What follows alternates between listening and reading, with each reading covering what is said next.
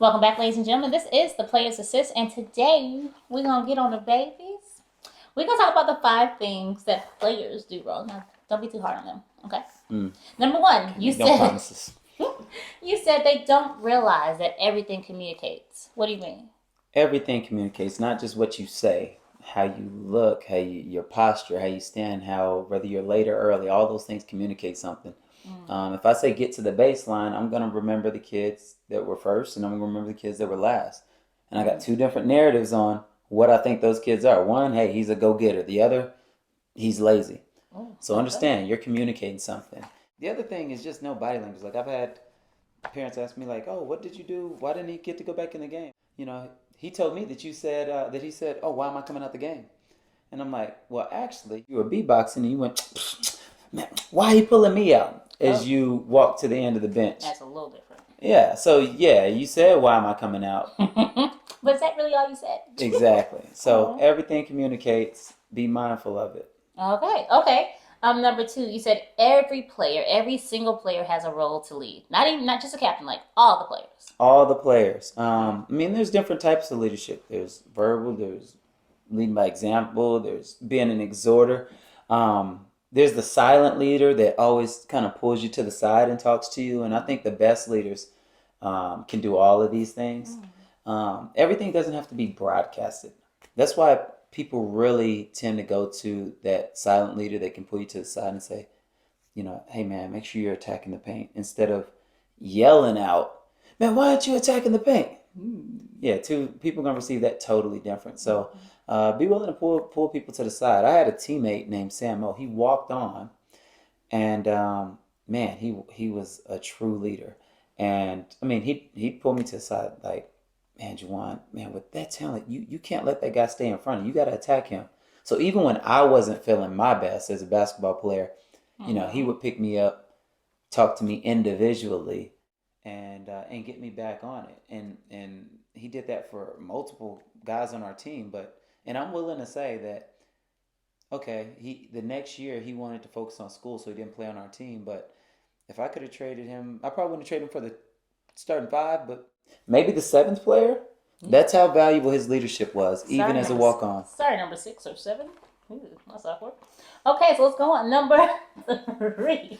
Am I on number three? Number three. They have a responsibility to only lose a game once over. Isn't that when you lose a game? That's when you actually lose the game, and that's the only time you should lose it. But too many players lose the game when the other team's walking off the bus. Man, they're tall. Their uniforms look cool. Look at those shoes, and Oh yeah, I've lost that game. Yep, yeah, I and remember. or you have those are the bad teams. The other teams that lose are the ones that aren't mentally tough. Mm. And they'll lose a game. The other team goes on a 10-0 run in the third quarter. And now you're down by 8, and they just mentally check out and quit. And they start bickering and things like that. So you can't lose the game during it because Mm. who knows if you can make something special happen. All right, the same way that they took the lead, you can regain it, but you gotta play it to the end. For some of our basketball history buffs, I mean, y'all remember Jay Williams at Duke against Maryland? He helped Mm-hmm. lead that comeback. You got Reggie Miller, who scored Mm-hmm. like 8 points in the same Oh, that amount was of time. nice. Mm-hmm. Those of us in Houston, you have Tracy McGrady against the Spurs, where he scored Yep. like 13 points in a minute. But if any of those players decide, oh, we've lost before the game was over, none of that would have happened. None of those heroic comebacks would show up. So give yourself a chance every game. And if you're playing, even if you lose the game, maybe you'll figure it out. So if I quit because the team is pressing me and I can't get past the press, but I decide not to quit and to keep playing, maybe I figure out how to deal with that press. And then next time we play that team or a team like them, maybe that doesn't bother so much and we can beat them the next time. So there's a bunch of reasons on why you don't quit and you don't lose games before they're over. I like that one. I like that one. Translates to life too. I like that one. Mm-hmm. Okay, so number four, you said they don't know how to practice. Practice? We're talking about practice. We talking about Practice. practice. Okay. Yes. Some kids come into practice and they're looking at the clock, wondering when practice is over. Oh. They're making deals with their buddies like, hey man, if you don't go that hard, I won't go that hard. Or they don't know how to compete. And meaning like if you need to do a rebounding drill, find the best rebounder and try to block him out. If you're doing defensive drills, find the best offensive player, try to guard him. And that's how you practice, because practice should be harder than the games. All right, and if you do that and you're playing super hard, tough, fast, now you don't play faster than your abilities in the game. Matter of fact, your abilities are faster than the game, so you're going to be more successful. So now, because you practice so fast and so tough in practice, the game actually slows down. Ooh, like magic. Okay. I like that. I didn't know that. Okay. Number 5, and this is a big pet peeve for you. You say your eyes need to go to the captain.